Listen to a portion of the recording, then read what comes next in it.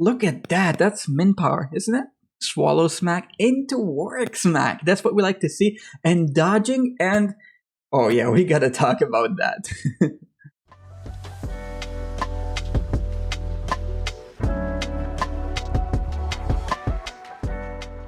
Hello people, Linker here, and in this video we're gonna talk about the new hero Respen, specifically his base stats, abilities, signature item, and furniture. And if you stay all the way, we'll also get a prediction on the viability for different modes, and we'll also talk about the weird new artifact for the mages.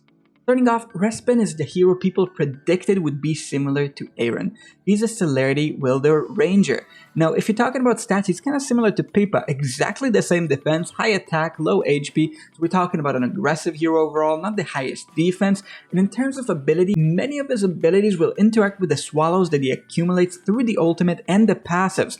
So passively in the ultimate, every 3 seconds a swallow manifests next to him, up to 5.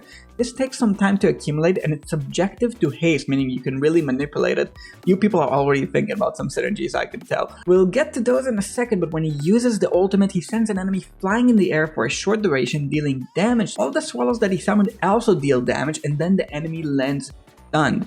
So the scaling is mostly going to be on the swallows, both those around him or around enemies. We'll talk about how he gets swallows around enemies in a second. They deal 150% damage each, meaning his ultimates get significantly more meaningful as the fight goes on. Now we'll have advanced analysis on that in just a second, but the second ability is the active, Feathered Fury. So Feathered Fury, assuming he has a swallow on his side, the furniture really interacts with this ability. We'll talk about it in a second. He sends one to the nearest enemy. Any subsequent swallows that he sends to that enemy using this ability will stun, then circle off another enemy. Any circled enemies will have their haste and accuracy reduced. You can see that in the upgrade over here. This means that after a few seconds of battle, all enemies will have their accuracy reduced by 80 points, haste reduced by 25 points, and you will stun an enemy every 3 seconds, even more than that in the furniture in just a second. Now let's talk about the passives. First, the offensive winged attack. This activates every time an enemy is sent into the air. That's whether it's his ability or something like a Scrag doing it. Not many heroes do this, but whenever it happens, he instantly manifests a swallow which later returns to his side. Regardless of the trigger, it's a way to get him spiraling much faster. So already thinking about a couple synergies we're going to talk about soon. The cooldown on this is 3 seconds, meaning if you have a way to send enemies flying like work and stuff like do it all the time, it can happen many times and make him much stronger. Also land some key CC and damage onto those enemies. Now the defensive passive, this is the part I said was misunderstood. It's another way to get him some swallows.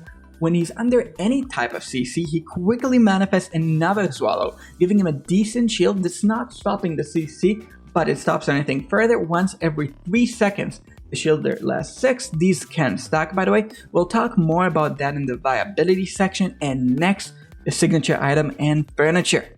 The signature item, this really gives me Isolde vibes. This is what it does. First of all, every 3 wind swallows that he manifested, so over time he gains 9% attack and 4 crit amp, scaling up to 15% attack and 8 crit amp, stacking up to 4 times, quite a big number. And also the plus 30 after manifesting a total of 6 wind swallows. But this isn't instant, it takes a little while to do. All allies will have a permanent haste increase. Permanent, you can only see that if you got the content creator glasses. It says permanent over here, but only content creators can see it. By 25 points. This is a huge increase. If the fight goes on, a lot of allies will be able to use this bonus. It also gives him dodge, so his spirals get stronger, gets dodge, gets haste, a lot on that signature item.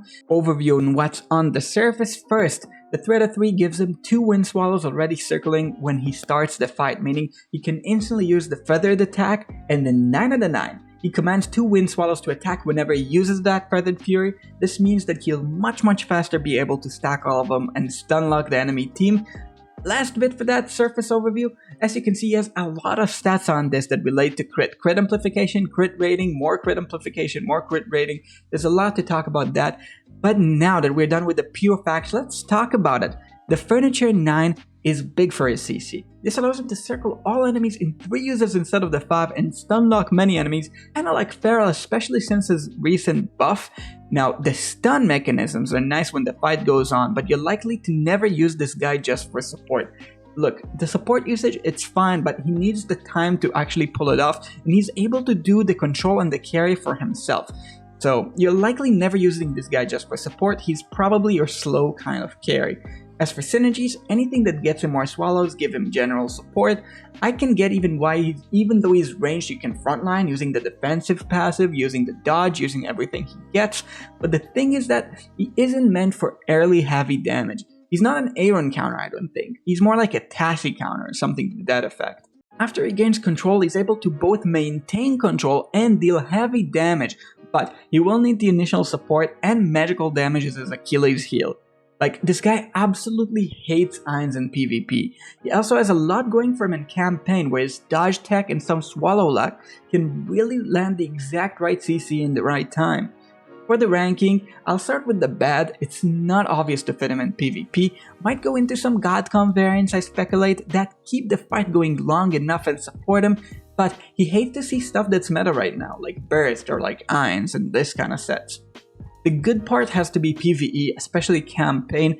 I don't think he gives a fight to Aaron. He's not that good, but he's also not about burst. I think he's more of a feral Isold kind of hybrid that keeps the fight going on for long, controls those enemies. You will see him in some god comps, perhaps in special sets with heavy control heroes, stuff like Tassie, maybe Odin after the rework, and perhaps some that send enemies flying into the air. We'll have to try more to get that right, but maybe you can like pull off complete team stun locks with that pretty fast.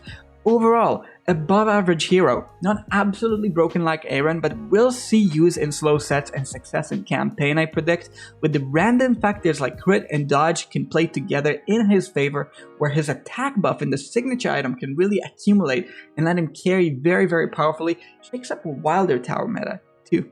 Now before we move on to that weird new artifact, like and subscribe. It really helps me with the algorithm, and last week I did a community post for dev feedback. I forwarded you people's feedback. Getting large reach with those is important for the impact for us.